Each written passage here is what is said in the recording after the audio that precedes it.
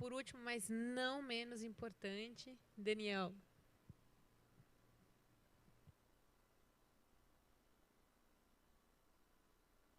Boa tarde.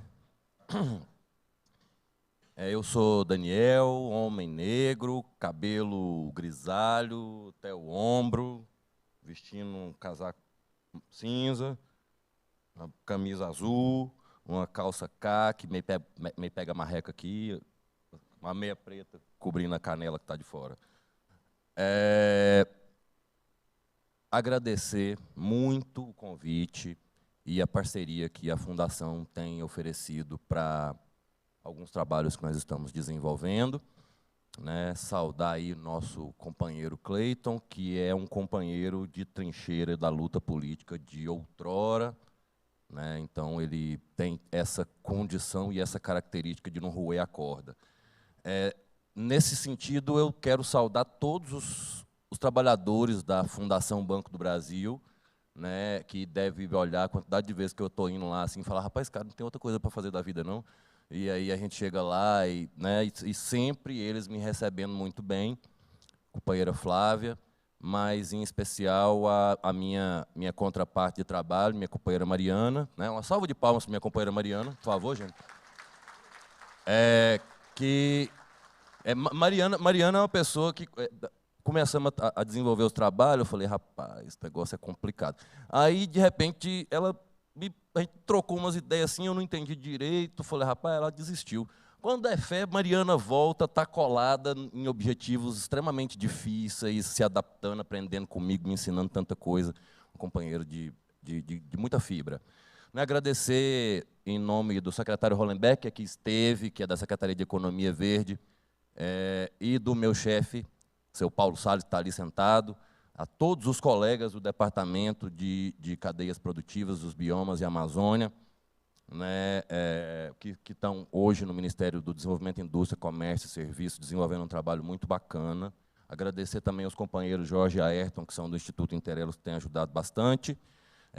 No sentido de que a gente tem que ficar de pé com todas as coisas que nos fazem cair. Eu preciso agradecer todos os meus colegas de capoeira, que é o que me faz ficar de pé com tanta rasteira que a gente toma, e um agradecimento especial ao mestre Moraes, os trabalhadores da fitoterapia e das farmácias vivas, em nome da professora Ana Maria Soares Pereira, que fez uma palestra magna maravilhosa, né? Meus colegas que são de formação de liderança, primeiro curso de lideranças governamentais voltados especificamente para negros, né? É o Lidera Gov, são os Quilombo Govers. Saudar minha família, meus amigos e minha companheira Iris, que é a pessoa que tem aguentado essa barra, né? Porque todo mundo vai embora e ela fica lá comigo, aguentando essa enjoeira toda, esse papo que não muda nunca.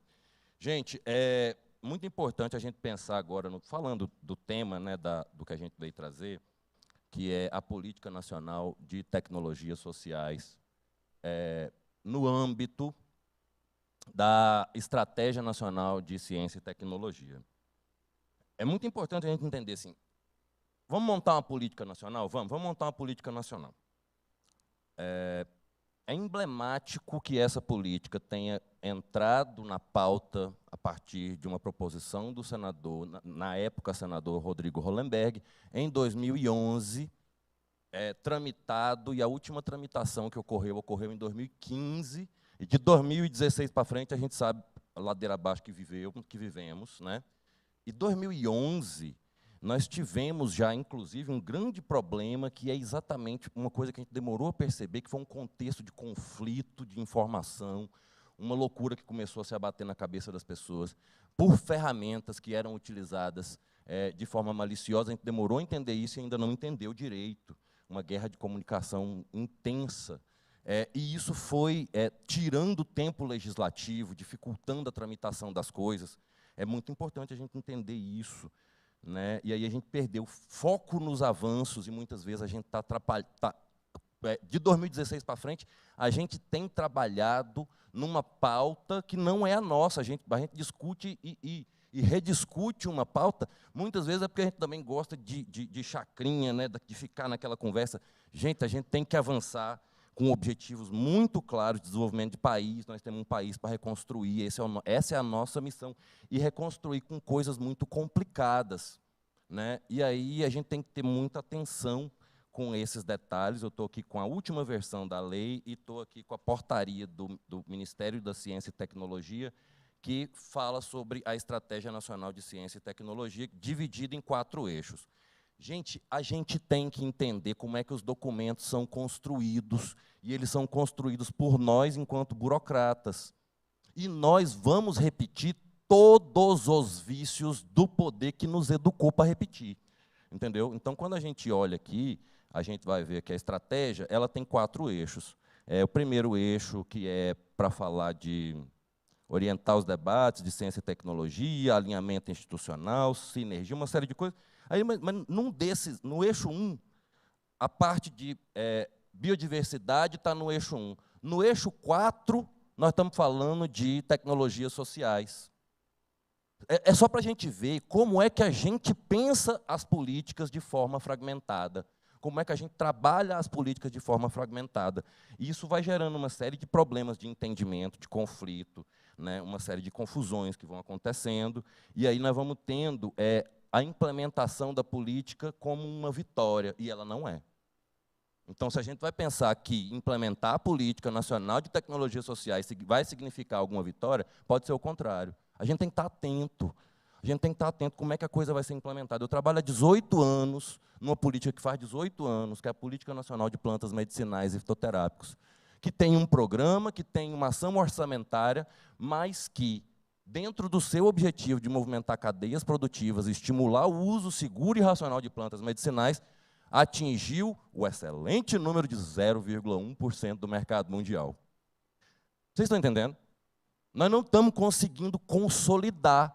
A política está lá, o orçamento está lá, ela é complexa e nós estamos com 0,1%, porque a transversalidade não é fácil. Ouvir não é fácil.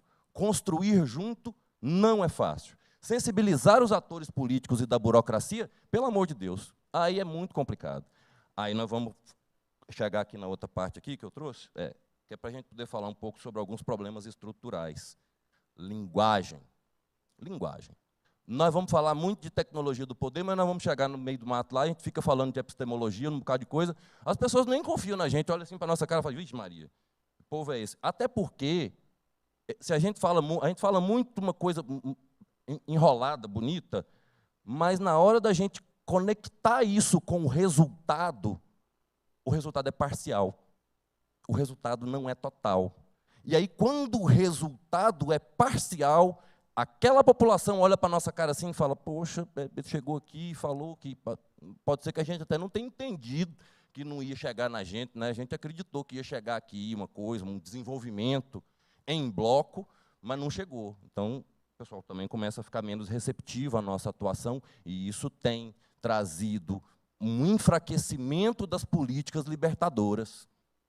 A gente tem dificuldade com a linguagem, já falei, e com a comunicação. Temos dificuldade em entender que, a princípio, todos os benefícios que chegam até nós são derivados de tecnologias sociais. Na minha área, então, é quase tudo, né? Medicamento sintético, biológico ou qualquer outra coisa, na maior parte das vezes, eles têm fundamentação em conhecimento tradicional associado à biodiversidade.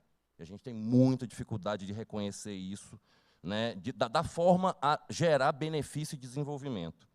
Grande fragmentação, exatamente aquilo que eu estou falando. A gente precisa entender que a forma como a gente constrói a burocracia, né, porque muitas vezes a gente tem a perspectiva, a vontade de atuar em cima de uma política, de um programa, mas a gente tem que passar por tanta burocracia, por tanta dificuldade, que a gente mesmo é que se coloca, entendeu? E tem que provar isso tantas vezes que a gente vai começando a ficar... Chega uma hora, você tem um programa que ele está completinho. Aí você, não, deixa isso para lá, porque isso aqui ficou, já perdemos a agenda. Não, mas deixa isso aqui para lá, que a gente já perdeu isso aqui. E aí, quando chega, ele chega todo depenado. Aí a gente vai lá, aplica ele, e ele dá resultado parcial. E aí a gente mesmo, muitas vezes, comunica super mal, pega o programa todinho e fala assim, olha lá que ruim que ele é, até porque nós temos uma política de guerra interna bem complexa, que gera muita disrupção. É difícil a gente se juntar para a gente atingir o resultado ideal, né? Então a gente fica muitas vezes assim seguindo um mito, né, do acerto pelo planejamento, que não vai acontecer, a gente vai errar. E a gente tem que se entender num ambiente onde tem que ser possível e aceitável errar e louvável errar, entendeu? É outro problema, né? Porque a gente acaba sem querer nos tratando a partir da meritocracia. E isso vai gerando um desgaste, né? Isso vai gerando um desgaste executivo de todo mundo, onde, num determinado momento, todas as coisas que a gente podia estar fazendo juntos, a gente começa a fazer separados, a gente começa a realmente se questionar, fala, gente, será que eu estou fazendo alguma coisa que está errada? Será que, né, que foi, olha para o solar do sapato para saber se tem cocô, porque as pessoas nem chegam perto de você, e você está ali defendendo uma causa complexa que precisa de muita gente para entender, e você não entende. As críticas que eu faço à estrutura, só queria que vocês entendessem, eu sempre me considero como parte dessa estrutura. E as críticas que eu faço ao comportamento não são pessoais, até porque, para entendê-las, primeiro eu tenho que fazer parte delas.